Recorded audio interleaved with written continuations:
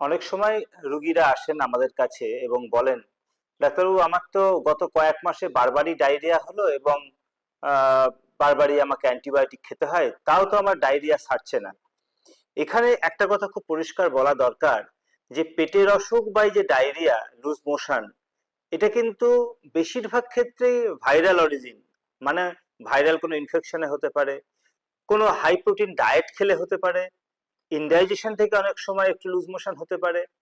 ফলে পেট খারাপ বা একটু পাতলা পায়খানা হয়েছে মানেই অ্যান্টিবায়োটিক খেতে হবে, এটা একদমই না।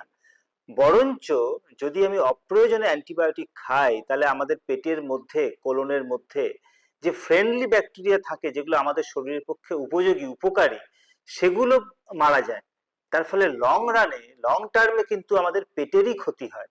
ফলে দয়া করে পেটে অসুখ বা একটু ডায়রিয়া হয়েছে মানেই, বা একটু লুজ মোশন হয়েছে মানেই কোনো জ্বর নেই, কাঁপুনি নেই, বা সিরিয়াস কোনো ইলনেস কিছু নয়, নিজে নিজেই ওভার দি কাউন্টার অ্যান্টিবায়োটিক খেয়ে নিলাম, এটা একদমই কিন্তু উচিত হবে না।